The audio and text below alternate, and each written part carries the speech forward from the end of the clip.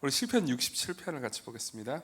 시편 67편 우리 1절부터 7절 말씀, 시편 67편 1절부터 7절 말씀을 저 한 절, 여러분들 한 절 이렇게 교독을 오늘은 한번 해보도록 하겠습니다. 1절부터 제가 읽겠습니다. 하나님은 우리에게 은혜를 베푸사 복을 주시고 그의 얼굴빛을 우리에게 비추사 주의 도를 땅 위에 주의 구원을 모든 나라에 알리소서. 하나님이여 민족들이 주를 찬송하게 하시며 모든 민족들이 주를 찬송하게 하소서.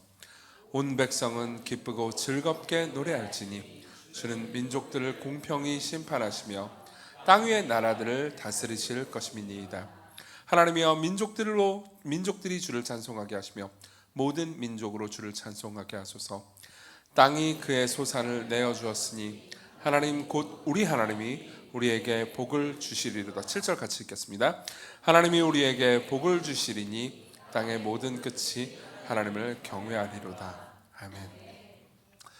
오늘 주제는 이제 선교적인 삶에 관한 것입니다. 그러니까 그냥 우리의 삶이 우리 자신에게만 머무르지 않고 세상에서 우리의 삶의 자리에서 어떻게 이제 선교적인 삶으로 살아갈 수 있는가, 이런 이야기를 좀 하도록 하겠습니다. 근데 그러면 선교에 관한 메시지구나 라고 생각할 수 있겠지만은, 여러분들이 설교를 다 듣고 나면은 선교에 관한 메시지라기보다는 훨씬 더 예배에 관한 메시지라고 느껴지실 수도 있습니다. 왜냐하면 좀 이따 더 자세히 얘기하겠지만 예배와 선교는 굉장히 밀접한 연관이 있기 때문입니다. 일단은 이 선교 혹은 예배에 관한 메시지를 이제 이 본문을 통해서 여러분들에게 전달하기 전에 성경의 어떤 한 개념 하나를 여러분들에게 말씀을 전하고 그 다음에 설교로 들어가야 될 것 같습니다. 성경의 가르침 중에서 여러분 거룩이라는 개념 있죠? 이 거룩이라는 개념에 대해서 여러분들에게 먼저 전달하고 그 다음 이제 설교로 들어가겠습니다. 여러분 거룩하면 어떤 생각이 드시나요? 사실 교회를 다니는 사람들은 이 거룩이라는 단어를 굉장히 많이 쓰고 굉장히 많이 듣습니다. 제가 제일 좋아하는 찬송가 중에 하나는 이제 찬송가 8장입니다.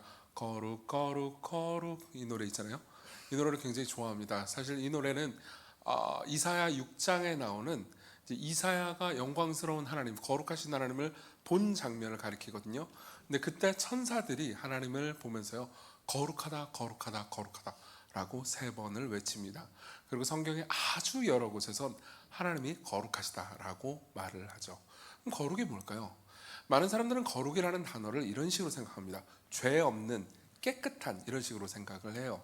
근데 물론 거룩이라는 말의 의미에 그런 것들이 없는 건 아니지만 그렇게만 보기는 조금 어렵습니다. 왜냐하면은 이 거룩이라는 말은 그것보다 훨씬 더 큰 개념을 담고 있기 때문이죠.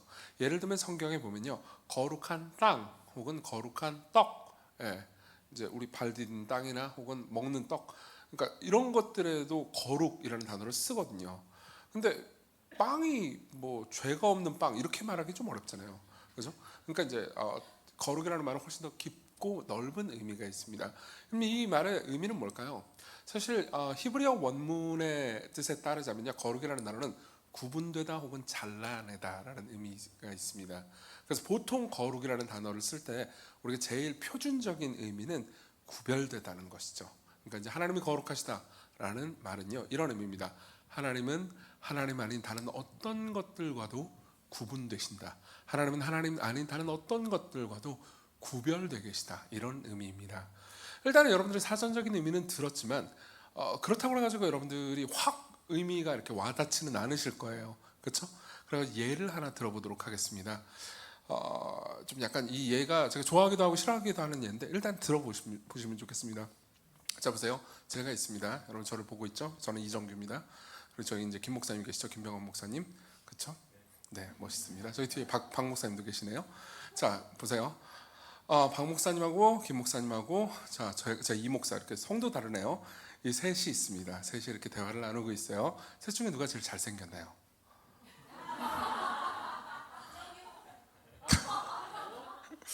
네, 감사합니다. 하지만 저도 거울 볼 줄 압니다. 네, 누가 제일 잘생겼나요? 자, 보세요. 제가 이제 오늘 청년 부스런이잖아요, 맞죠? 그러니까 김병원 목사님 제일 잘생겼다고 할게요. 네. 네. 뭐 저 이겼다고 기분 좋을 건 없어요, 딱히. 그렇죠?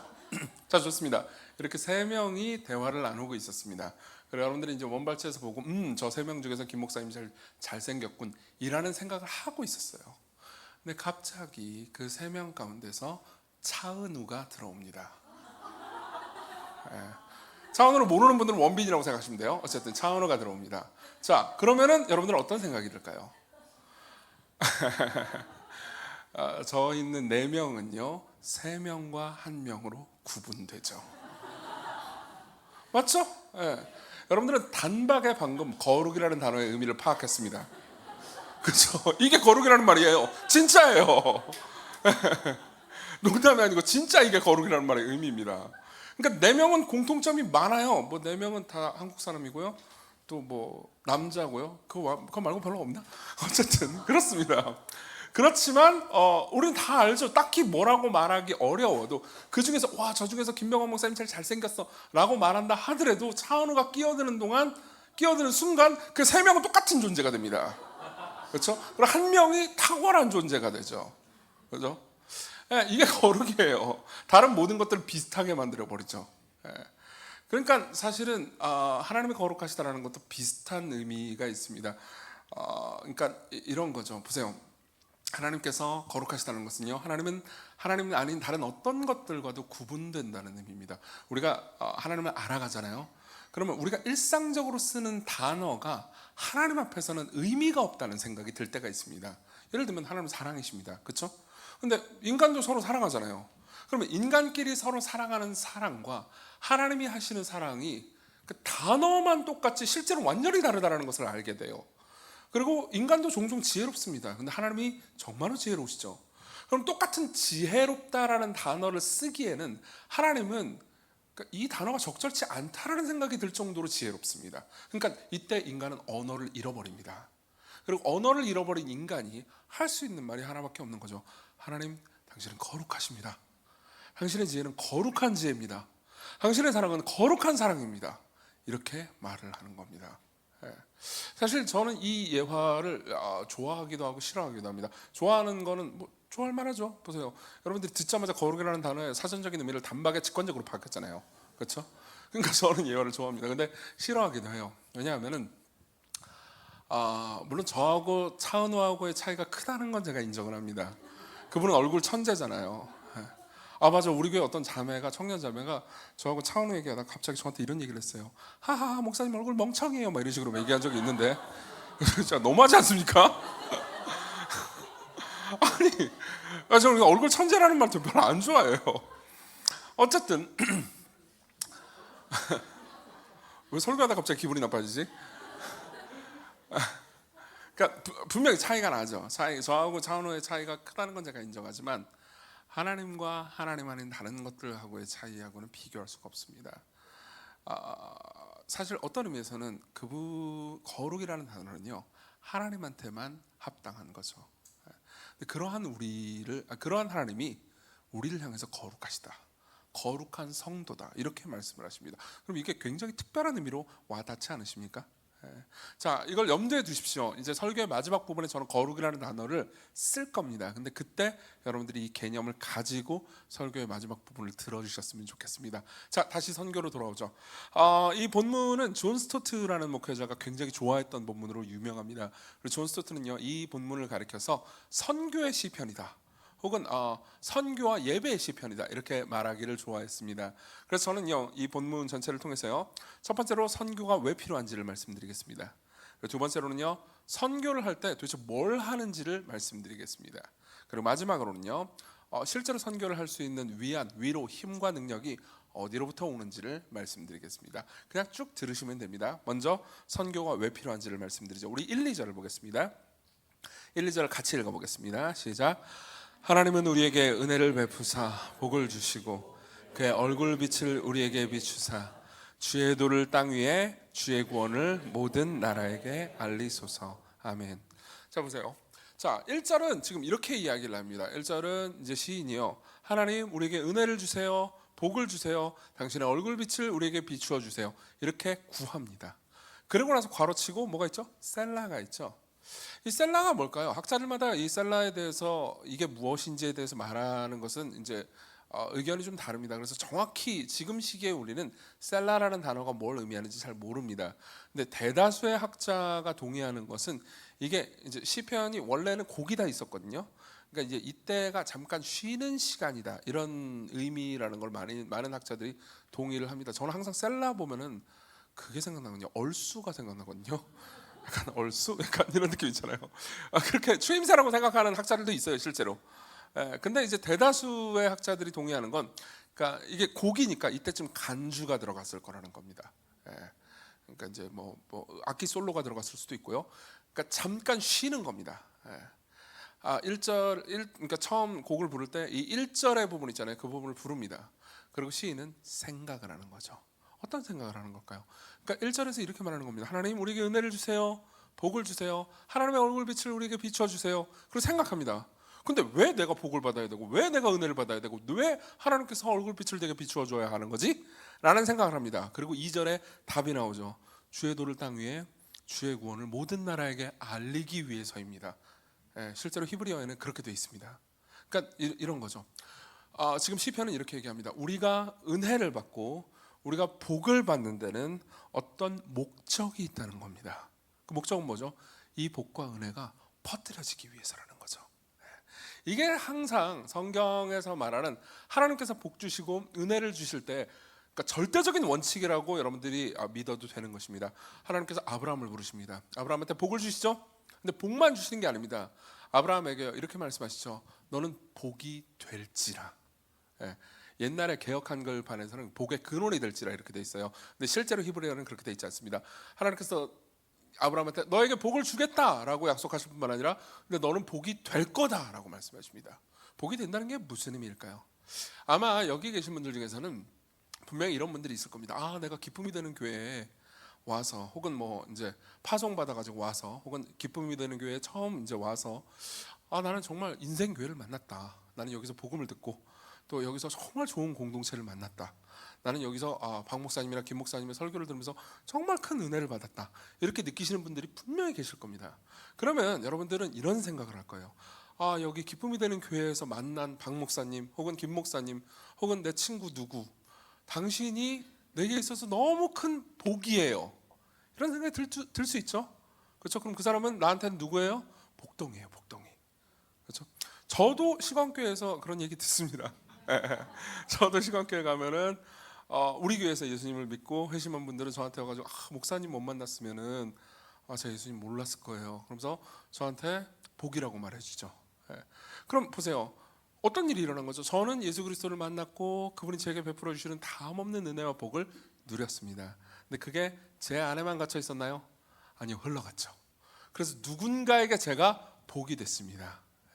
자, 이게 시편 기자가 생각하는 거예요. 하나님, 우리에게 은혜를 주세요. 복을 주세요. 왜요? 하나님의 은혜와 복이, 당신의 도와 진리가 땅 위의 모든 민족에게 퍼져가고 흘러가게 하기 위해서 하나님 제게 복을 주세요. 이렇게 이야기를 하는 거죠. 사실 이것은요, 일종의 영적 법칙 혹은 원칙입니다. 어떤 원칙이 있냐면요, 하나님께서 여러분들에게 복을 주시고 은혜를 베풀어 주실 때 그것을요, 나 혼자만 소유하잖아요. 그러면요, 그것은 썩어버립니다. 일종의 만나와 같죠. 여러분 만나 아시죠? 광야에서 이스라엘 백성들은 매일치 만나를 하나님께로부터 받았습니다. 근데 그 만나를요, 하나님께서 주신 것 이상으로 자기가 곡식을 쌓아놓고 보관하면 어떻게 되죠? 썩어버렸습니다. 똑같아요. 똑같은 일이 모든 그리스도인들에게, 사실상 모든 사람들에게 똑같이 일어날 겁니다. 예를 한번 들어보죠.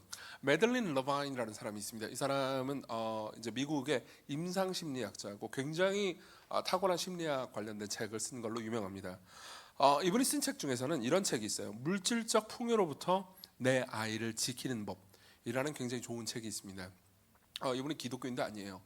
근데 이분은 이제, 그러니까 원래는 처음에 임상 심리학자로서의 커리어를 처음에 시작했을 때는 이제 아주 도시의 뒤편에 이제 빈민들 있잖아요. 굉장히 가난하고 힘든 사람들, 그 중에서도 이제 청소년들을 중심으로 상담을 했어요.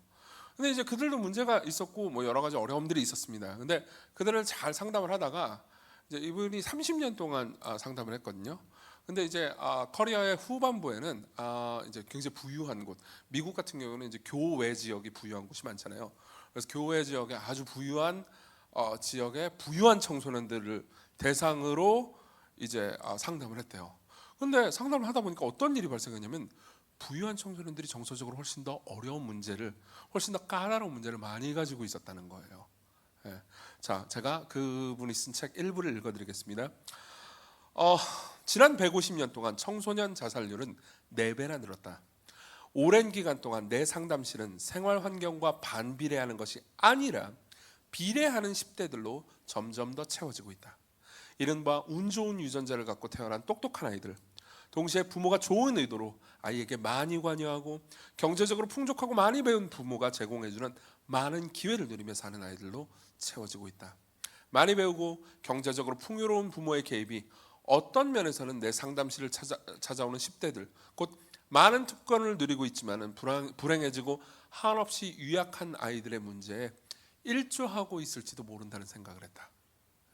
그러면서 이제 매들린 러바이는 이렇게 얘기합니다. 실제로 이런 아이들이 그러니까 계속해서 자기중심적으로 자라게 될 때 이들은 정서적 문제를 훨씬 더 많이 겪게 된다고 이야기를 합니다.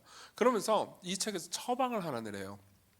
여러 가지 처방을 내리는데 그 중에서 매들린 러바인이 굉장히 강하게 주장하는 처방을 하나 내립니다. 어떤 거냐면요, 아이들로 하여금 자기가 가지고 있는 것 있잖아요, 그것을 자꾸 주변과 이웃에게 나누도록 훈련을 시키라는 거죠. 예. 자신이 가지고 있는 돈, 자신이 가지고 있는 시간, 그리고 자신의 지식, 이런 것들을 자꾸 나누도록 훈련을 시키는 겁니다. 사실 이거는요, 제가 신학대학원을 다녔을 때 경험했던 것이기도 합니다. 신학대학원을 다녔을 때 한번 제가 퀴즈를 한번 내볼게요. 제가 신학교를 다녔을 때 공부를 잘했을까요, 못했을까요? 네, 그냥 고만고만했습니다. 뭐 이렇게 잘하게 생기진 않았잖아요. 고만고만했습니다. 근데 그때 공부를 아주 잘하진 않지만 지금 굉장히 훌륭한 목회를 하고 있는 제 동기분이 목사님 한 분 계세요. 그렇게 막 이름난 목사님은 아니에요. 근데 제가 생각해도 개인적으로 와, 저 목사님은 저보다도 한 2살 동생이에요. 동생인데 교회를 저기 지방의 그 경남 지역에 개척을 해가지고 굉장히 목회를 잘하고 있는 분이 한 분 계시거든요. 근데 이분은 굉장히 설교도 탁월하게 하시고 성도들도 굉장히 잘 섬기시고 어떻게 이렇게 목회를 잘하지 싶을 만큼 잘 목회를 하는 분이 계십니다. 근데 그분이 신학대학원을 다녔을 때 어떻게 삶을 살았냐면 항상 교수님한테 뭘 배우잖아요. 그러면 이제 어떤 사람들은 이걸, 저는 그렇게 능력이 안 돼가지고 그냥 공부를 못했는데 공부 잘하는 분들 중에서는 이걸 열심히 공부해가지고 자기가 A+를 맞는 친구들이 있었어요. 근데 이제 제가 말씀드리는 이 목사님 있잖아요. 이 목사님은 그렇게 하지 않았어요.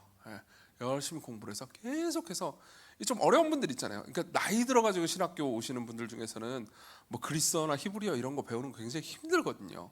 근데 계속해서 옆에서 가르쳐 주시고 같이 기도해 주고 설교문 쓰는데 같이 도와주고 이러고 살았어요.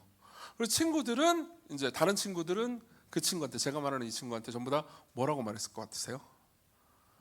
어제 사실 여러분 들었는데, 그렇죠. 그렇게까지 할 게 있냐? 아니 굳이 그렇게까지 도와줘야 돼? 알아서 하라 그래. 근데 이제 이 친구는 알아서 안 하더라고요. 알아서 안 하고 계속 배운 걸 가르쳐주고 배운 걸 가르쳐주고. 근데 여러분 그거 아시죠? 가르쳐줄 때 제일 많이 배운다는 거. 그렇죠? 본인이 가르쳐주면요 나누잖아요. 그럼 제일 정확하게 알게 됩니다. 그러니까 이 친구 같은 경우에는 자기가 신학교에서 배우는 지식들은 보통 차가운 지식들이 많거든요. 근데 이 차가운 지식들을 듣고 이 형님들한테, 이게 나이 막 50, 60 넘는 형님들 공부하기 쉽지 않거든요. 어려운 신학 개념들 그걸 이해하기 쉽게 막 가르쳐 준 거예요. 근데 그걸 그대로 설교를 하니까는 성도님들이 많이 모이게 됐죠. 무슨 말인지 이해되실 겁니다. 사실 모든 영적인 원칙이 이와 똑같이 움직입니다. 예를 하나 더 들어드리겠습니다. 데이비드 매티스라는 분이 있습니다. 이분이 이제 존 파이퍼 목사님이라고 굉장히 유명한 목사님이죠. 존 파이퍼 목사님이 담당하는 교회의 훈련과 양육 책임자였어요. 근데 이제 이분이 쓴 책 중에서 이제 은혜 받는 습관이라는 책이 있습니다. 거기 보면 이런 말이 있습니다. 들어보세요. 나는 믿음은 있지만 크게 성장하지 못하는 영적 문제를 안고 있는 그리스도인들을 종종 만난다. 성경 공부가 귀찮은 허드렛 일처럼 되고 기도 생활이 메마른 습관으로 바뀌었다. 한때 큰 열정을 가지고 증언하던 회심의 기적이 희미해져가는 먼 추억이 되어버렸다. 그들이 하는 일이라곤 단지 교회에 다니는 것뿐이다. 그들은 미온적이고 기계적인 태도로 고립화된 기독교의 고된 길을 힘겹게 걸어가고 있다. 그러나 그런 무기력한 신자들이 영적인 고립 상태에서 벗어나 구도자들을 만나게 되면, 비신자들을 만나게 되면 놀라운 일이 일어나기 시작한다. 그들이 교회 다니지 않는 사람들과 생사를 가르는 대화를 나누게 되면 마음이 새롭게 혁신되는 징후가 나타나기 시작한다.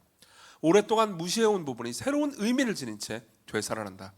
다른 사람들에게 복음을 전하려는 노력이 개인의 성장을 자극하는 촉매가 된다는 것은 얼마나 고무적인 일인지 참으로 믿기 어려울 정도다라고 이야기를 합니다. 여러분들에게도 마찬가지일 겁니다. 여러분들이 성경 지식을 혹은 말씀을 통해서, 설교를 통해서, 개인적인 성경 공부를 통해서, 혹은 큐티를 통해서요, 계속해서 하나님을 알아가는 지식을 쌓았지만 이걸 나누지 않잖아요. 그럼 여러분들은 그 모든 지식들이 지루한 혹은 차가운 지식으로만 남게 될 겁니다. 그렇지만 이것을 여러분들이 전하기 시작하잖아요. 그러니까 믿지 않는 사람들에게만 전할 뿐만 아니라 여러분들이 친구들 중에서 같은 교회 내에서도 영적으로 어렵고 연약하고 고통받는 친구들이 있을 수 있습니다. 그런 사람들에게 나누고 같이 기도하기 시작하잖아요. 그럼 여러분들은요, 서서히 여러분들의 마음 가운데 머리로 알고 있는 지식이 마음을 불붙게 한다는 것을 경험하게 될 겁니다. 이 지점에서 제가 하나를 좀 더 이야기를 해야 될 것 같습니다. 많은 사람들이 이제 이런 식으로 생각하는 경우가 있습니다. 특별히 기독교인이 아닌 경우에는 이제 이런 생각을 하는 경우가 있습니다. 선교 혹은 복음 전도가 나쁘다고 생각을 하는 거죠. 아니 왜, 그러니까 뭐 자기 종교 가지고 있는 사람 그 종교 그냥 믿도록 하지, 왜 굳이 기독교를 전해가지고 그 사람 꼭 개종을 시키려고 하냐? 아니 이거는 너무 폭력적이고 잔인한 거 아니냐? 이런 식으로 생각하는 경우가 있습니다. 하지만 보세요, 성경에서 말하는 선교 혹은 복음 전도는요, 그런 게 아닙니다. 성경에서 말하는 복음 전도 혹은 선교는요, 무언가 기쁨의 발현입니다. 우리 4절을 볼게요. 4절을 같이 읽겠습니다. 시작. 온 백성은 기쁘고 즐겁게 노래할지니 주는 민족들을 공평히 심판하시며 땅 위의 나라들을 다스리실 것입니다. 자 보세요. 지금 이 선교의 시편을 부르는 시인은요, 어떻게 말하죠? 모든 백성들에게 복음을 전하는데 그 모든 백성들에게 이렇게 말합니다. 기쁘고 즐거우세요, 이렇게 말합니다. 자, 이건 뭘 의미하죠? 이 본인이, 지금 이 시인 본인이 굉장히 기쁘고 즐겁다는 겁니다. 자 보세요. 여기서 선교가 시작돼요. 항상 선교 혹은 복음 전도는요, 우리가 하는 일입니다.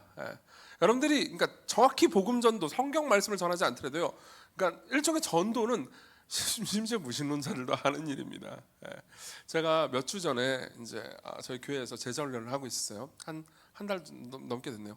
이제 청년들 모아놓고 제자 훈련을 하고 있었는데, 청년 중에 이제 한 명이랑 뭐 이런저런 얘기를 하다가 제가 여러분 그 나의 아저씨 아세요? 나의 아저씨 드라마. 나의 아저씨하고 나의 해방일지, 이거를 제가 최근에 봤어요. 그래서 제가 이제 최근에 봤다 이런 이야기를 하면서 예를 들었거든요. 그러니까 이제 그 중에 청년 중에 한 명이 저한테 이렇게 얘기하는 거예요. 와, 그걸 다 보셨어요? 라고 물어보는 거예요. 그래서 제가 다는 못 봤거든요. 다는 못 보고 그 나의 아저씨도 그렇고 나의 해방일지도 그렇고 전부 다 16화더라고요. 너무 길잖아요. 근데 이제 유튜브에는 요약본이 요약본이 있잖아요. 그래가지고 제가 주인공 서사들만 몰아보게 해가지고 다 봤다 이렇게 얘기를 했어요. 그러니까 이제 그 자매가 그걸 듣더니 뭐라고 그러냐면, 안 돼요. 그건 본 게 아니에요. 나 주인공 이야기는 다 알아. 아니에요. 주인공 이야기만 알면 안 돼요. 다 보셔야 돼요. 그래서 제가 그래. 근데 난 나의 해방일지가 더 좀 잘 맞는 것 같아서 일단은 나의 해방일지부터 1화부터 쭉 보려고, 시간 나면서 계속 볼 거야. 그러니까 안 돼요. 또 그러는 거예요. 뭐라고? 그러니까 나의 아저씨부터 보셔야 돼요. 처음부터 끝까지 장면 빠짐없이. 그죠? 자, 그럼 이 친구는 저한테 뭘 하고 있죠? 선교를 하고 있습니다. 전도를 하고 있어요. 뭔가 이 친구 안에 있는 기쁨이 있겠죠. 그렇죠? 나의 아저씨, 나의 해방일지 이런 드라마를 본 게 이 사람의 마음을 감동한 거예요. 그리고 이 감동이 퍼져가기를 바랍니다. 그래서 그 특정 장면을 봤을 때, 여러분들도 영화나 드라마 보면 그런 거 하고 싶잖아요. 특정 장면을 봤을 때 내가 느낀 감정을 같이 본 사람하고 이야기를 하는데 내가 느낀 감정을 그 사람이 느꼈다라는 것을 공유하면 굉장한 기쁨이 있잖아요. 그렇죠? 그리고 그 기쁨을 같이 누리게 하기 위해서 너도 봐, 이렇게 되는 거잖아요. 제 아내도 항상 그러거든요. 헤어질 결심을 봤대요. 저는 일단은 뭐 불륜 이런 거 재미없어요. 그 주제가 불륜이에요. 근데 보다 보니까 좀 약간 다른 드라마긴 하더라고요. 근데 뭐 하여튼 박찬욱 별로 안 좋아하고 하여튼 그러거든요. 근데 자기가 봤다고 재밌다고 무조건 저 머리끄댕이를 잡고 앉혀 이러는 거잖아요, 원래. 그렇죠? 자, 그런 측면에서 그러니까 소위 성경에서 말하는 전도에 해당하는 일은 사실 모두에게 있는 일입니다. 그리고 어떤 의미에서는 이것이 없을 때 우리의 기쁨은 반감됩니다. 한번 예를 들어보겠습니다. 김병원 목사님이 예로 들어도 되죠? 네. 뭐 어쩌겠어요 지금. 김병원 목사님이 뭐 제가 보기 목사가 돈이 어디 있겠어요? 그러나 이제 많아 보이지 않지만 예컨대 이제 청년 중에 몇 명을 불러가지고 맛있는 걸 사주겠다 이렇게 좋겠죠? 네, 그래요, 좋아요. 예. 뭐 한우를 사주겠다. 예. 와, 좋죠. 자, 그걸 또 아멘까지. 자, 보세요. 근데 한우를 사준다. 그러면 좋겠죠. 와, 한우 맛있겠다. 자, 근데 김명호 목사님 마음껏 먹어라. 내가 다 쏠게. 그러는데 갑자기 이런 말을 한다고 합시다. 마지막 부분에. 근데 마음껏 먹고 원하는 대로 먹는 건 좋은데 밥을 먹는 한우를 먹는 내내 한마디도 하지 마. 그냥 먹기만 해. 그러면 맛이 있을까요, 없을까요? 아니, 그래도 한우는 맛있어요. 그래도 맛있는데 당연히 맛있지. 뭘 어떻게 해도 맛있어요, 그건. 그러나 기쁨은 줄어들겠죠. 진짜 기쁨은 먹으면서 와, 이거 되게 맛있다. 어떻게 이렇게 맛있는 거야? 근데 중간에 전문가가 하나 있어. 전문가 와가지고 저 같은 인간이 나와가지고 막 이건 살치살이란다. 그러면서 가위를 이렇게 잘라야 돼. 그리고 이건 새우살이란다. 새우 닮았지? 그러면서 이건 조금 더 바짝 구워야 돼. 그러면서 막 잘라주면서 먹는다고 해보세요. 그러면 그렇죠, 더 맛있죠. 마찬가지예요. 하나님을 알아가는 기쁨을 개인만 소유하는 것보다요, 하나님을 알아가는 기쁨을 나눌 때요, 우리는 그 기쁨이 배가 되는 것을 경험할 수 있습니다. 이것은요, 그러니까 모든 믿는 사람들이 다 하면서 기쁨을 누릴 수 있는 것일 뿐만 아니라 심지어 무신론자도 하는 것입니다. 삶에서 자기가 가치 있다고 생각하는 것들, 삶에서 자기를 감동시켰던 것들, 삶에서 자신이 의미 있다고 생각하는 것들을 사람들은 나누려고 하죠. 그럼 생각해 보세요. 자기가 가장 가치 있고 의미 있다고 생각하는 것을 나누는 것은 잘못이 아니잖아요. 그렇죠? 그러면 기독교인만 자신이 가장 소중히 여기고 가치 있다고 생각하는 예수님을 나누는 게 왜 잘못된 것이겠습니까? 물론 우리는 섬세할 필요가 있습니다. 그리고 강요하지 않을 필요가 있습니다. 사랑으로 섬길 필요가 있죠. 그렇지만 기독교인이 복음을 전하는 것은 죄가 아닙니다. 오히려 기독교인이 복음을 정말로 믿고 있고 그 안에 있는 기쁨을 알고 있다면요, 그것은 자연스러운 일이라는 거죠. 자, 그럼 두 번째로 넘어가겠습니다. 실제로 그러면 선교적인 삶을 살아간다고 할 때 우리는 뭘 해야 될까요? 세 가지를 이야기하겠습니다. 세 가지 중에 첫 번째는 좀 길게 얘기하고요, 나머지 두 개는 좀 빠르게 얘기할게요. 첫 번째는 진리를 전하는 겁니다. 우리 2절을 보겠습니다. 2절을 같이 읽겠습니다. 2절 시작. 주의 도를 땅 위에 주의 구원을 모든 나라에 알리소서. 보세요. 이 시인은 기도를 하고 있는데 뭐가 알려지기를 바라죠? 주님의 도, 길. 그렇죠? 이건 가르침을 의미합니다. 그리고 주께서 하신 일, 구원을 말해주는 거죠. 자, 이게 바로 이 시인이 온 나라에 퍼지기를 바라는 동시에 자신이 전하고 싶은 내용입니다. 자, 이건 뭘 의미할까요? 사람들은요, 이게 그냥 단순히 화석화된 뭐라고 할까, 교리를 전하는 거라고 생각하기 쉽습니다. 하지만요, 여러분 성경의 가르침을 보잖아요. 그럼 성경의 가르침을 보면 모든 사람들이 마땅히 바라는 것, 모든 사람이 마땅히 알고 싶어하는 그것을요, 성경은 가르쳐 줍니다. 여러분들은 그것을 말해줄 수 있어요. 여러분들이 정말로 예수님을 믿고 있고 복음의 가르침의 은혜 안에서 거듭난 사람이라면요, 여러분들이야말로 세상 사람들이 정말로 알고 싶어하는 내용을 말해줄 수 있는 특권을 가진 사람입니다. 다시 나의 해방일지로 돌아가 보죠. 나의 해방일지 얘기해 드릴게요. 저는 이제 거기 주인공 서사밖에 몰라요, 아직은. 제가 이제 4화까지밖에 못 봤습니다. 그래서 이제 조금 다른 사람들도 알지만 이제 안지 얼마 안 됐어요. 여전히 주인공 서사밖에 모릅니다. 근데 주인공이 이제 셋째 딸이 있죠. 연미정이 있고요. 이 연미정은 이제 어떤 집안의 셋째 딸이에요. 거기까지만 알아두세요. 모르는 분들은. 아는 분들은 그냥 따라와 주시고요. 연미정은 셋째 딸인데 이제 경기도 살아요. 여러분들과 똑같죠? 경기도 사는데 서울에서 이제 직장을 다닙니다. 근데 이제 어느 경기도인지 잘 모르겠는데 그냥 왔다 갔다 길바닥에서만 4시간이래요. 그래서 꽤 먼 경기도겠죠. 그래서 이제 경기도민들은 뭐 이렇게 처절하게 산다, 뭐 이런 얘기가 나와요. 그리고 연미정은 이제 정규직이 아닙니다. 비정규직이에요. 그러다 보니까는 이제 삶이 좀 퍽퍽하고 괴롭겠죠. 근데 이제 앞이 안 보이는 삶을 살아가면서 이제 가족들도 좀 답답해요. 앞이 잘 안 보여요. 그런데 이제 그런 상황에서 이제 자기 집에서 그냥 일하는 뭐 노동자 비스무리한 아저씨가 있어요. 그 아저씨가 무려 손석구예요. 잘생겼죠. 근데 이제 무려 손석구인데 이제 거기 보면 구씨로 나옵니다. 연미정하고 구씨가 이제 연미정이 너무 답답하고 막 힘드니까 구씨한테 가가지고 나를 추앙해줘 막 이래요. 추앙이라는 단어 평상시 잘 안 쓰잖아요. 근데 뭐 나를 추앙해라 뭐 이렇게 하는데 뭐 하여튼 둘이 이제 꽁냥대기 시작합니다. 그때부터 뭐 다 자세히 설명하기 귀찮아가지고 이렇게 얘기할게요. 둘이 이제 꽁냥대기 시작합니다. 그래서 잘 되는 거죠 뭐. 꽁냥대다가 이제 연미정이 구씨한테 이런 대사를 합니다. 굉장히 유명한 대사라서 드라마 보신 분들은 분명히 알 거예요. 제가 읽어드리죠. 어려서 교회 다닐 때, 연미정은 어렸을 때 교회를 다녔대요. 기도 제목을 적어내는 게 있었는데 애들이 쓴 거 보고 이런 걸 왜 기도하지? 성적, 원하는 학교, 교우 관계, 고작 이런 걸 기도한다고? 신한테? 신인데? 난 궁금한 건 하나밖에 없었어. 나 뭐예요? 나 왜 여기 있어요? 자 보세요.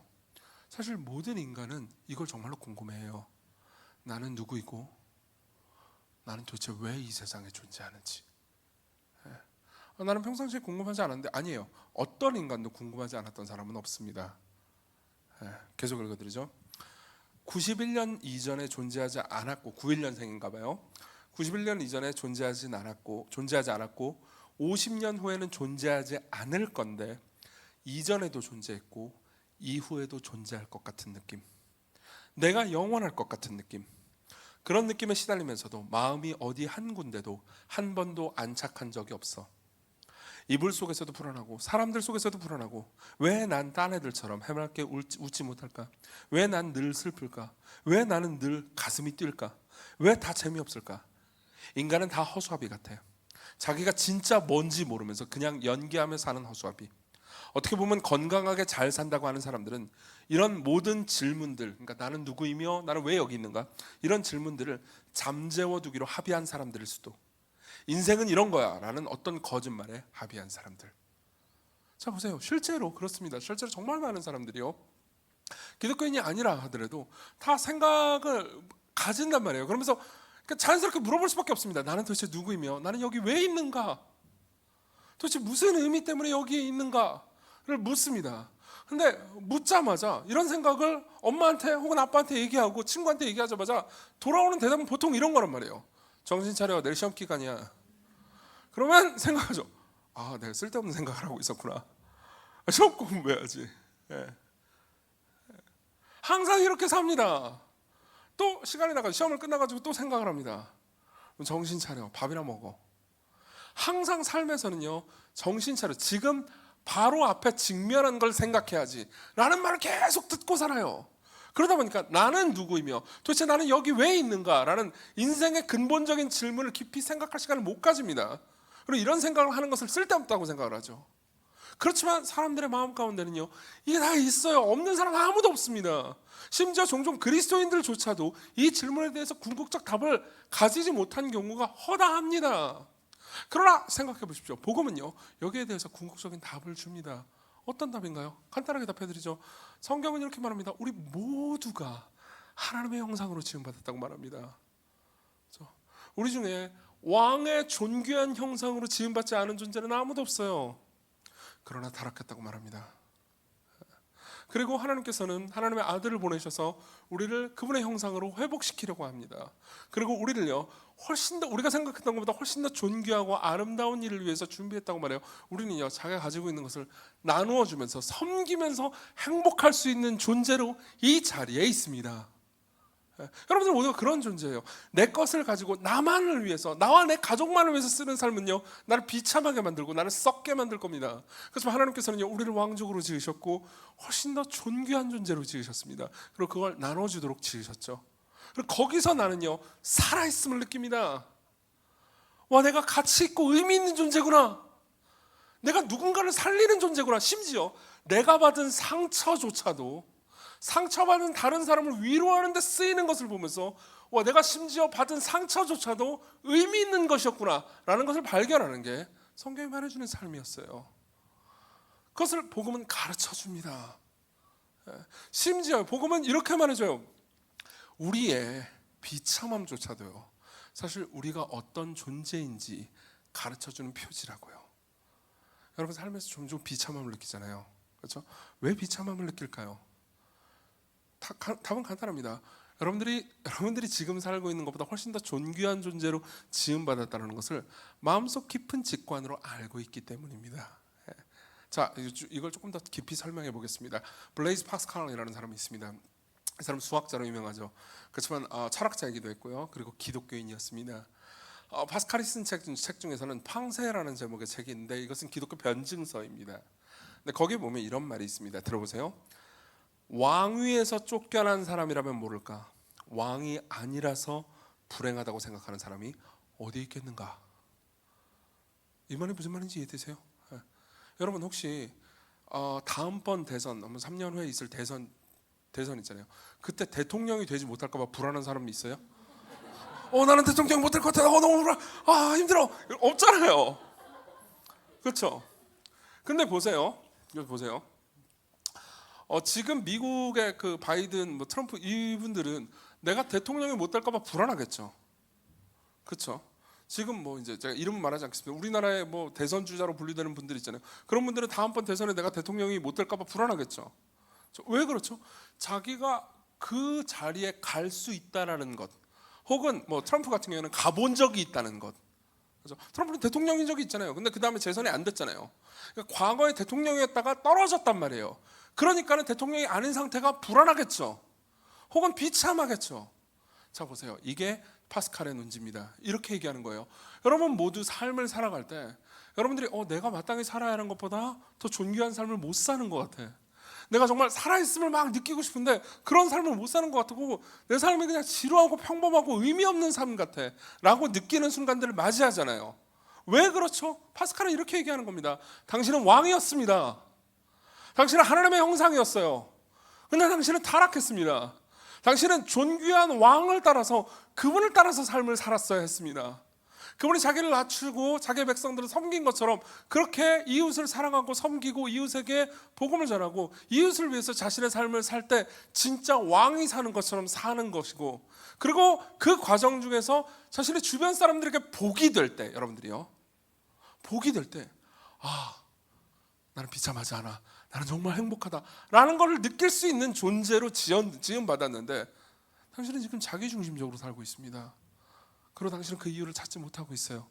당신의 타락 때문에 당신은 비참함을 느낍니다. 그리고 당신이 비참함을 느낀다는 것이야말로 당신이 원래는 훨씬 더 존귀한 존재라는 것을 말해주는 증거입니다 라고 얘기해 주는 거죠.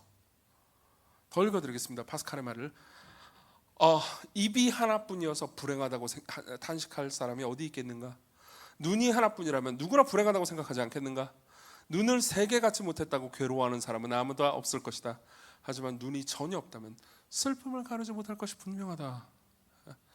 제가 잘은 모르지만 여기에 시각장애인 분이 계신 것 같지는 않습니다. 근데 보세요. 여러분들이 눈을 보다가, 똑똑히 보다가 시력을 잃었다고 합시다. 그럼 어떨까요? 여러분들은 비참함을 느낄 겁니다. 왜요? 본 적이 있었기 때문에요. 성경은 이렇게 말합니다. 우리 모두가 나는 누구이며 왜 나는 여기 있는가를 묻고 거기에 대한 대답이 없기 때문에 연비정처럼 방황하고 비참해합니다. 그리고 그 이유는요, 우리가 누구인지, 우리가 왜 여기 있는지 원래는 하나님께서 존귀한 존재로 만드셨는데 떨어지고 타락했고 하나님으로부터 멀어졌기 때문에 우리가 그 비참함을 경험하고 있다고 말해주는 거죠. 그럼 우리가 할 수 있는 일은 뭘까요? 내가 의미 있고 가치 있는 존재라는 것을 복음을 통해서 한편 확인하는 것과, 그리고 또 하나는요, 복음을 통해서 사람들에게 말해주는 거겠죠. 이게 여러분들의 삶의 자리에서 하나님께서 여러분들이 있는 곳에 두신 이유예요. 여러분들의 직장이나 학교, 혹은 여러분들의 가정, 여러분들이 만나는 사람들, 그 모든 것들은 여러분들의 소명입니다. 여러분들이 누군가를 만나잖아요. 그럼 그 만난 사람이 여러분들의 마음에 들지 않는 사람이라 하더라도 하나님께서 여러분들을요 그 자리로 보내신 겁니다. 그리고 하나님께서는요, 여러분들이 여러분들이 만나는 사람을 위해서 기도하기를, 여러분들이 만나는 사람을 위해서요 섬기고 복음을 전하기를, 혹은 여러분들의 상처까지도 그들의 위로가 될 수 있도록 여러분들 자신을 내어주기를 바라고 계십니다. 이게 첫 번째로 할 수 있는 일입니다. 전하는 거죠. 두 번째는요, 하나님의 정의에 참여하는 겁니다. 우리 4절을 보겠습니다. 이 부분은 빨리 이야기할게요. 온 백성은 기쁘고 즐겁게 노래할지니 주는 민족들을 공평히 심판하시며 땅 위의 나라들을 다스리실 것입니다. 여기 보면 공평히 심판하신다는 표현이 있죠. 그렇죠? 이 표현은 이런 겁니다. 보세요. 성경을 자세히 보잖아요. 특히 구약 성경을 자세히 보잖아요. 그럼 구약 성경 보면 공평 혹은 정의라는 표현이 굉장히 다양하게 등장합니다. 실제로 여기에서 이제 등장하는 히브리어로도 뭐 구약 성경을 연구하는 사람한테는 굉장히 중요한 반복되는 히브리어도 있습니다. 그리고 그 공평과 정의의 개념은, 그러니까 우리가 일반적으로 생각하는 공평과 정의하고는 많이 다릅니다. 어떤 거냐면 이거예요. 우리는요 보통 공평과 정의를 이게 똑같이 받는 것, 똑같은 기회를 가지는 것, 이걸 공평과 정의라고 생각하잖아요. 그죠? 근데 성경에서 말하는 정의는 좀 다릅니다. 어떤 부유한 사람이요 가난한 사람에게 자기의 재물을 주는 것 있죠? 그걸 정의라고 말합니다. 실제로 그런 표현들이 굉장히 많이 나와요. 예컨대 신명기 10장 18절은요 하나님이 고아와 과부를 위해서 정의를 행하신다라고 말합니다. 그리고 예레미야 7장 5절은요 이렇게 말합니다. 이웃을 구제하라는 얘기를 하면서 너희가 만일 길과 행위를 참으로 바르게 하며 이웃들 사이에 정의를 행하며, 이렇게 이야기를 합니다. 이건 뭘 의미하죠? 그러니까 이웃을 구제하는 걸 정의라고 말한다는 거예요. 자, 그러면 생각해 봅시다. 이웃을 구제하는 게 긍휼이거나 뭔가 이런 자비를 베풀어 주는 거지, 왜 이걸 정의라고 말하는 걸까요? 답은 간단합니다. 여러분들이 가지고 있는 모든 것 있잖아요. 그건 하나님께서 여러분들에게 주신 것이라는 생각이 있기 때문입니다. 보세요. 어떤 가난한 사람이 있습니다. 우리는 쉽게 이렇게 생각할 수 있습니다. 저 사람은 게을러가지고 가난했지. 물론 진짜로 그 사람이 게을러서 가난한 걸 수도 있습니다. 그렇지만 성경의 가르침에 따르면요, 우리 모두가, 심지어 우리가 부지런하고 열심히 살 수 있었던 이유도요, 사실은 그 나름의 환경이 존재했고, 그 나름의 환경을 하나님께서 여러분들에게 주신 것은 여러분들에게 주신 선물이지 여러분들이 노력한 게 아니라고 말합니다. 우리는 우리 스스로 가진 게 아무것도 없어요. 그럼 가난하고 소외된 사람이 있습니다. 그럼 그 사람들에게 내 것을 주는 게 그냥 단순히 자비를 베푸는 것이겠습니까? 아니요, 그 이상의 일이죠. 정의를 행하는 겁니다. 보세요. 어떤 사람이 정의를 행하는 거야 라고 말하면서 구제를 합니다. 어떤 사람은 저 가난한 사람이 있네, 그래도 내가 도와줘야지 하면서 구제를 행한다고 합시다. 그럼 후자는요, 자기가 무언가를 은혜를 베풀었다는 것 때문에 갑질하고 싶은 마음들이 있을 겁니다. 그렇죠? 내가 도와줬잖아 이러면서요. 근데 전자의 경우에는요, 마땅히 이건 내게 아니야, 하나님께서 나한테 중요한 부분입니다. 맡기신 거야. 내가 가지고 있는 돈, 내가 가지고 있는 지혜, 내가 가지고 있는 생각, 내가 가지고 있는 정서적 안정, 이건 하나님께서 내게 맡기신 거야. 그러니까 사람들을 위해서 사용해야 해 라고 생각하는 거죠. 그런 사람은요, 나누어 주어도 교만하게 행동하지 않습니다. 오히려 마땅히 해야 할 일을 한 것입니다 라고 말하게 되죠. 이게 두 번째입니다. 정의를 행하는 거예요. 세 번째는 이겁니다. 공동체를 세우는 겁니다. 우리 1절과 7절을 보겠습니다. 1절을 같이 한번 읽어볼게요. 시작. 하나님은 우리에게 은혜를 베푸사 복을 주시고 그의 얼굴빛을 우리에게 비추사. 우리 7절도 보겠습니다. 시작. 하나님이 우리에게 복을 주시리니 땅의 모든 끝이 하나님을 경외하리로다. 자, 보세요. 지금까지 얘기를 들을 때 여러분들은 전부 다 개인의 이야기로 생각하셨을 겁니다. 근데 지금 이 시편 67편의 내용을 보니까 어떻죠? 하나님께서 누구에게 복을 주시죠? 우리에게 주십니다. 자, 보세요. 많은 사람들이 이제 이런 선교 혹은 복음 전도에 대한 이야기를 하면은 어떤 분들은 이렇게 생각을 하기도 합니다. 저는 말을 너무 못해요. 누가 뭐 질문하면 대답도 제대로 잘 못합니다. 저는 말을 막 박재지 목사님처럼 그렇게 잘하지 못해요. 말을 너무 못하니까 저는 복음 전도에 합당하지 않아요. 근데 사실 이렇게 생각하는 분들의 마음에는 복음 전도와 선교가 개인의 일일 뿐이다라는 오해가 있는 것 같아요. 아니, 그렇지 않습니다. 하나님께서는요, 여러분들 모두에게 각자의 은사를 주셨어요. 누군가가 말을 할 때 누군가는 옆에서 조용히 쿠키를 갖다 놓는 일도 필요합니다.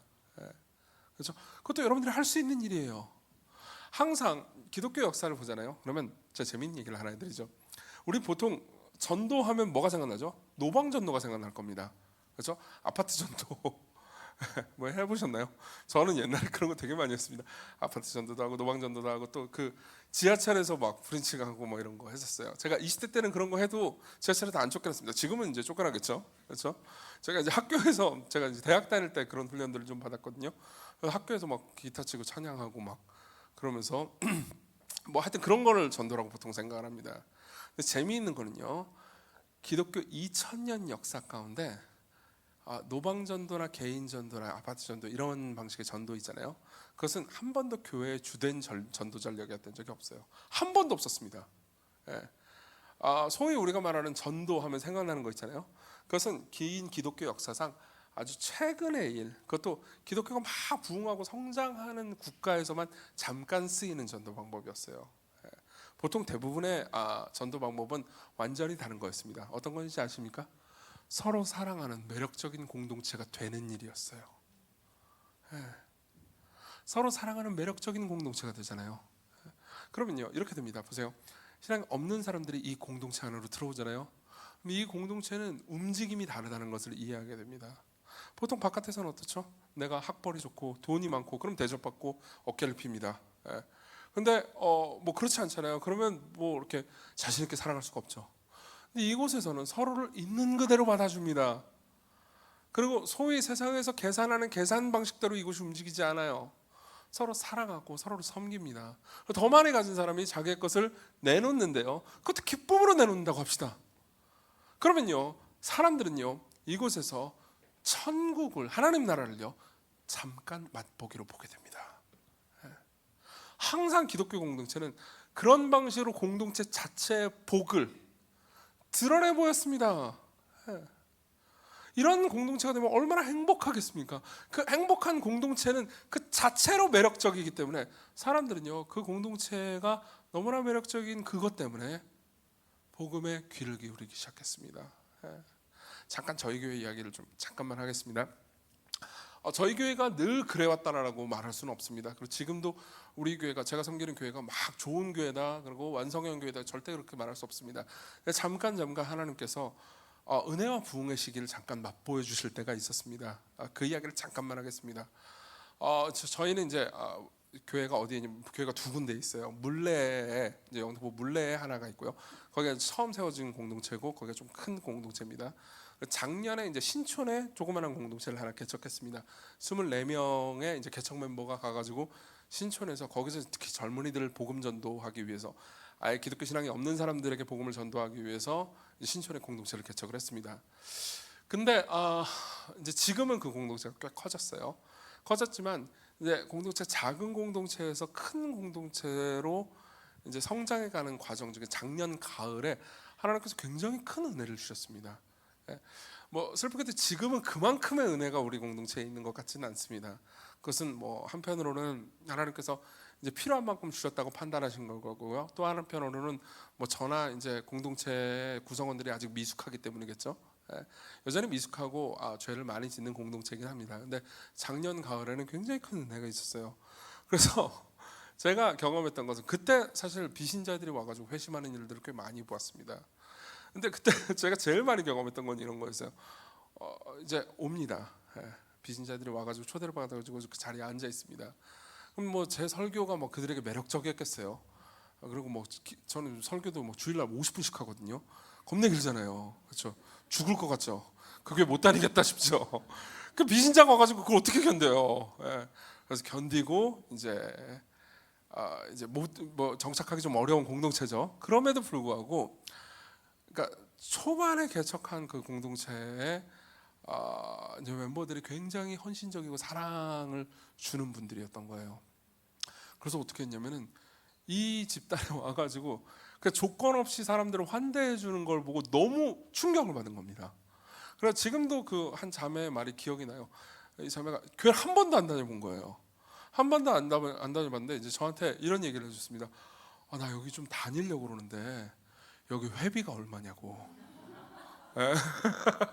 그때 말을 할 걸 그랬어요. 회비 얼마라고. 근데 이제 저도 그렇고 저희 이제 세 가족 담당도 그렇게 회비 그런 거 없다. 그냥 헌금이라는 게 있는데 그거는 당신이 예수님을 믿고 받아들이게 된다면은 신앙인이 되면 그때 해라. 그때 그것도 자발적으로 하면 된다. 우리 강요하지 않는다. 근데 이 친구가 너무 큰 충격을 받은 거예요. 왜냐면 생각해보세요. 회비를 안 받는 집단이 어디 있어? 그렇죠? 그냥 회비를 강요를 안 한대. 그럼 제가 여기서 김밥, 우리 항상 김밥 줬거든요. 김밥에 육개장 사발면 줬어요.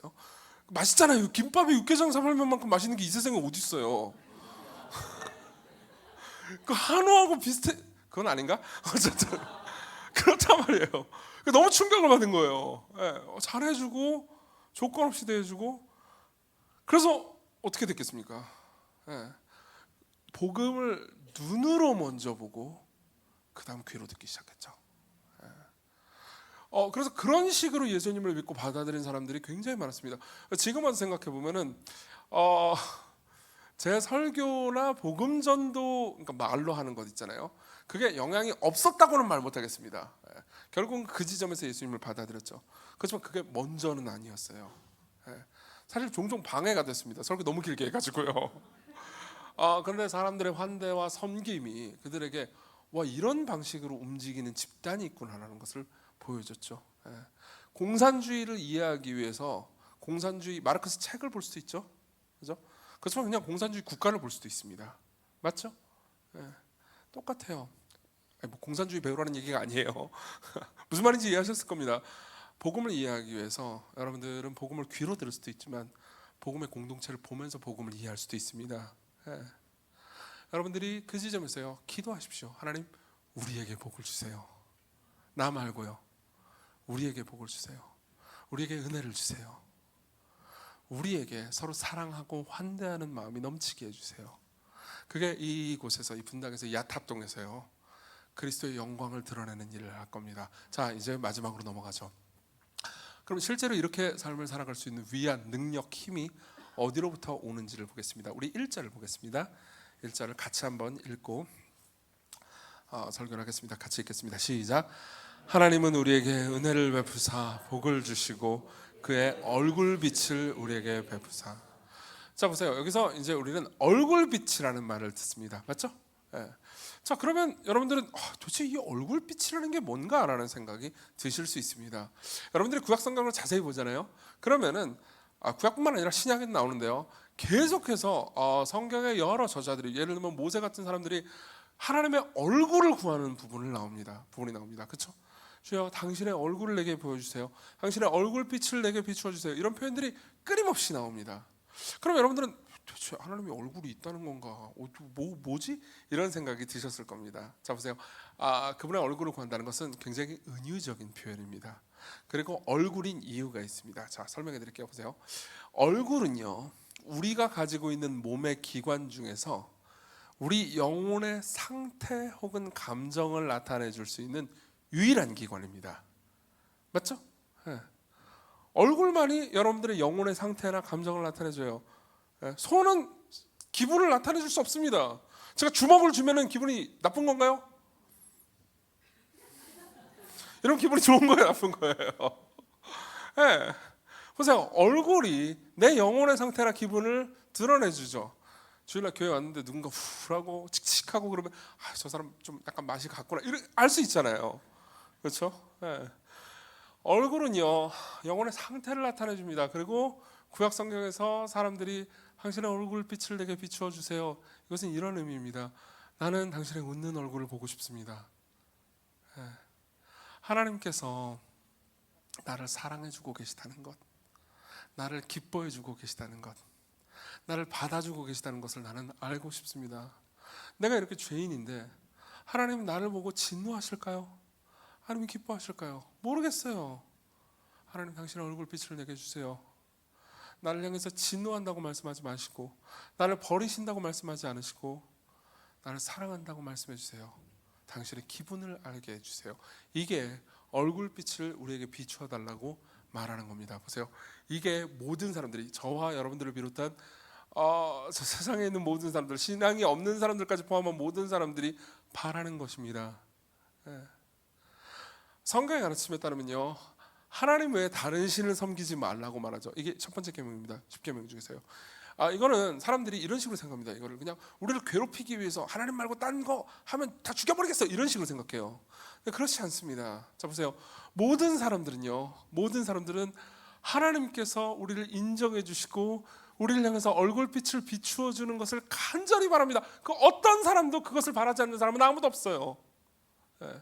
근데 사람들은요, 그리고 하나님을 믿지 않는 사람들은요, 그러한 자신의 깊은 열망을 하나님이 아닌 다른 존재로부터 얻으려고 합니다. 이걸 우상숭배라고 말하죠. 자, 보세요. 이런 일들은 흔히 있습니다.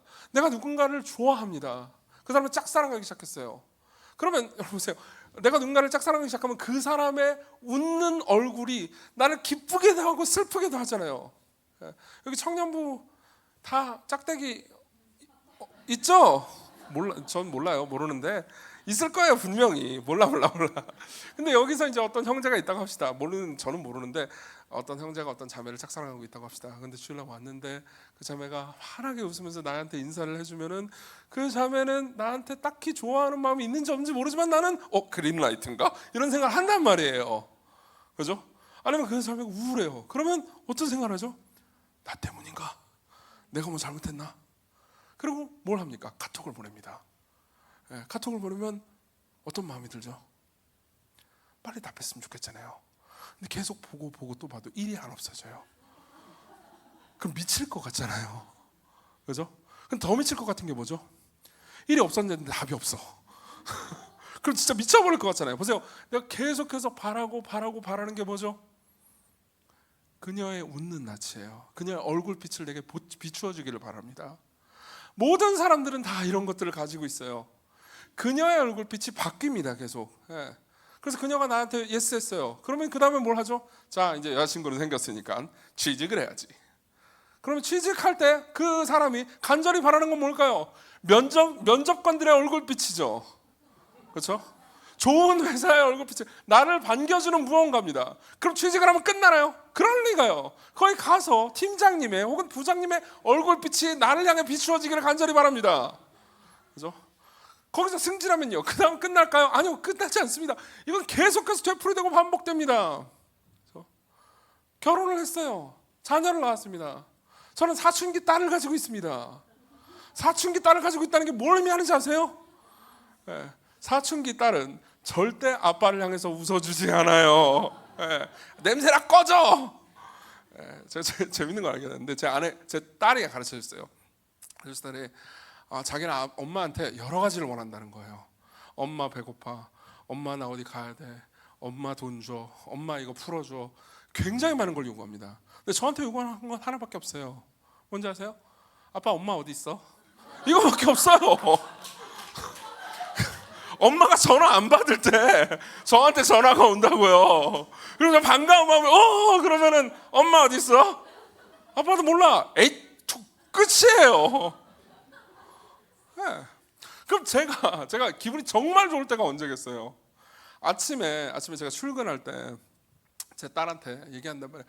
아빠 갔다 올게 사랑해. 그러면은 그런단 말이에요. 근데 기분 좋을 때가 있어요. 제 딸이 용돈 받고 막 그랬을 때 나도 사랑해 이렇게 말할 때 정말 기분이 좋습니다. 그때 저는 뭘 원하는 거죠? 제 딸아이의 얼굴빛이요. 근데 보세요. 그 모든 것들을 가져도 결국 우리는요 또 무언가를 가지기를 원합니다. 만족되지 않아요. 그럼 뭘 의미하는 걸까요? 답은 간단합니다. 우리는요 이 세상을 위해서 지음받은 존재가 아니라는 거예요. 보세요. 우리가 무언가를 갈망한다는 건 그 갈망하는 대상이 존재한다는 걸 의미하기도 합니다. 여러분 배고픔을 느끼죠? 그렇죠? 음식이 존재하잖아요. 그 갈망하는 대상을 채울 수 있는. 그렇죠? 여러분 성욕을 느낍니다. 그럼 성관계라는 게 존재하죠. 그러면요 이런 생각을 해보죠. 이거 C.S. 루이스의 말인데요.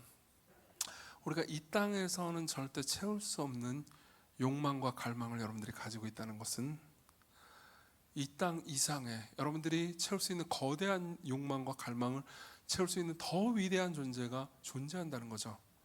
그분이 누구죠? 하나님입니다. 하나님은 여러분들에게 이렇게 말씀하시는 거예요. 너희들이 무엇을 바라든 너희들이 진정으로 바라는 건 나란다.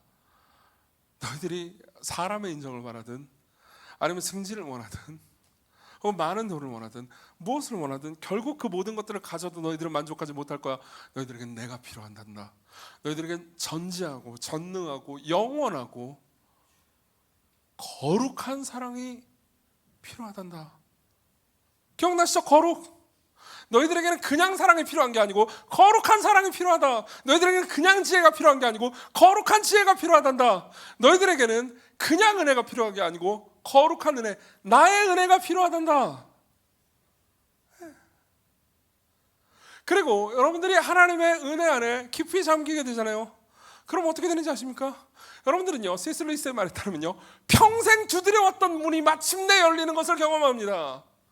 사실 여러분들은요, 누군가의 사랑을 원할 때, 누군가의 인정을 원할 때, 승진을 원할 때, 좋은 학교에 들어가고 싶을 때 계속해서 문을 두드리고 있었어요. 그리고 그걸 잠시 얻었을 때 나는 그 두드렸던 문이 열린 것 같이 느껴지지만 실제로 조금 지나면요, 그 두드려진 문이 다시 닫힌 것 같은 느낌이 듭니다. 그리고 성경은 이렇게 말하는 거죠. 여러분들이 정말로 평생 두드려왔던 그 문을 열어주실 진정한 분은 하나님밖에 없다고요. 여러분들 모두는 사실상 하나님의 사랑을 받기를 원하고 있습니다. 이 지점에서 여러분들은요, 이 시편에 가지고 있는 강력한 힘을 생각해 볼 수 있습니다. 자, 이런 얘기를 해드리죠. 보세요. 시편은요, 아까 제가 처음 말씀드렸던 것처럼, 셀라 얘기할 때 말씀드렸던 것처럼요, 고대 세계의 찬송가였습니다. 지금 우리가 찬송가나 CCM 같은 걸 부르잖아요. 근데요, 1세기 당시에 유대인들은요, 이 시편 150편에 해당하는 시편 있잖아요. 이 시편을 가지고 노래를 불렀습니다. 이 편마다 곡이 붙어 있었어요. 그럼 그걸 회당에 모여가지고 노래를 불렀습니다. 자, 보세요. 이 지점에서 이런 걸 한번 생각해 봅시다. 자, 예수께서 1세기에 이 땅에 오셨을 때 그분이 안식일 날 뭘 하고 계셨을까요? 안식일을 기억하여 거룩히 지키라. 뭐라고 계셨을까요? 답은 간단하죠. 그분 회당에 가셨습니다. 예배드리러요. 예배드리러 가서 앉아가지고 뭐 하셨을까요? 그때 바리새인들이 하는 이상한 설교 듣고 계셨겠죠. 그분은 그때 그냥 그렇게 계셨습니다. 그분은 자신의 아버지를 너무 사랑하셨기 때문에요, 안식일을 기억해서 항상 거룩하게 지키셨죠. 회당에 앉아서 말씀을 읽고 무엇보다 찬송을 부르셨습니다. 뭘로요? 시편으로요. 자, 이 67편을 그분이 불렀다고 상상해 보십시오. 예수님이 이 67편을 불렀다고 상상해 보십시오. 하나님은 우리에게 은혜를 베푸사 복을 주시고 얼굴빛을 우리에게 비추어 주소서. 자, 예수님은요, 함께 예배드리는 사람들 있잖아요. 그 사람들을 자기 백성으로 생각하십니다. 그렇죠? 자기 백성들이, 예수님 자기 말고요, 이 여기 있는 자기 백성들이 은혜와 복을 받기를 원합니다. 그리고 주님의 도를 땅 위에, 하나님의 자신의 아버지의 구원이 온 땅 위에 알려지기를 바라시겠죠. 하나님이여, 민족들이 주를 찬송케 하시며 모든 민족들이 주를 찬송케 하소서. 이때만 해도 사람들은요, 한국에까지 복음이 전파될 거는 상상도 못했을 겁니다. 하지만 예수님은 그 모든 걸 알고 계십니다.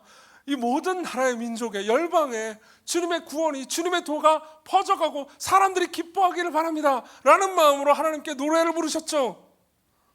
그렇지만 이렇게 한번 생각을 해보십시오. 예수님이 이 노래를 불렀을 때 한편으로는 가슴 벅차겠지만 한편으로는 엄청난 슬픔과 고통을 같이 경험하지 않으셨겠습니까? 왜 그렇죠? 우리가 하나님의 얼굴빛을 보려면, 우리가 하나님의 웃는 낯을 보려면 그분은 어떤 일을 당하셔야 됩니까?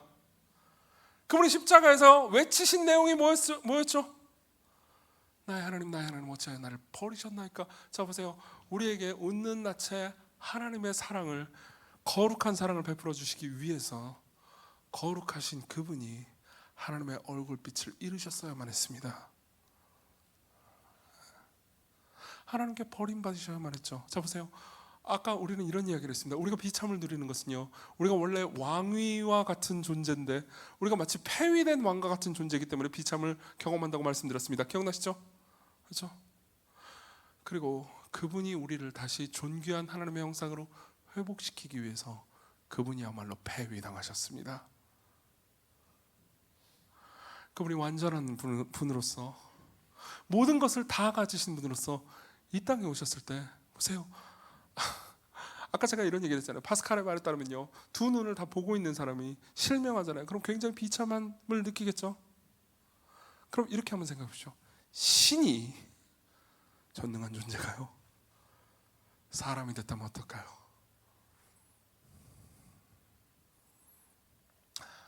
두 눈을 보는 사람이 실명한 것보다 훨씬 더 큰 비참과 고통을 겪으셨을 겁니다. 왜 그런 일을 그분이 선택하셨습니까? 왜 그런 일을 그분이 선택하셨습니까? 답은 간단하죠. 어제와 답이 같습니다. 마침내 우리를 안으시기 위해서, 마침내 우리를 사랑하셔서 우리와 더불어서 자신의 가장 사랑하는 아버지의 얼굴빛을, 웃는 낯을 우리에게 비춰주기 위해서요. 그분은 십자가에서 아버지의 얼굴을 잃으셨습니다. 그분이 잠시 십자가에서 아버지의 얼굴을 잃으셨지만 그분은 기쁨으로 우리 모두가 하나님의 영광을 보고 거룩하신 하나님을 만나게 될 것을 희망하고 계셨습니다. 여러분, 예수 그리스도께서 여러분들을 위해서 이 일을 하셨어요. 그리고 여러분들이 그리스도의 그러한 사랑을 정말로 알게 되잖아요. 그 사랑 안에 잠기게 되잖아요. 그 사랑은 단순히 지적으로만 머릿속에 머무는 게 아니고 여러분들의 가슴을 적시게 되잖아요. 여러분들은요, 선교적 존재가 될 겁니다. 특정한 행동을 한다는 게 아니에요. 여러분들은 마음 안에 있는 기쁨의 찬양이 여러분들의 가족에게, 친구에게, 여러분들이 세상에 있는 자리에서 기쁨을 퍼뜨리는 사람으로 존재하게 만들 겁니다. 우리 같이 찬양을 부르고 기도했으면 좋겠습니다.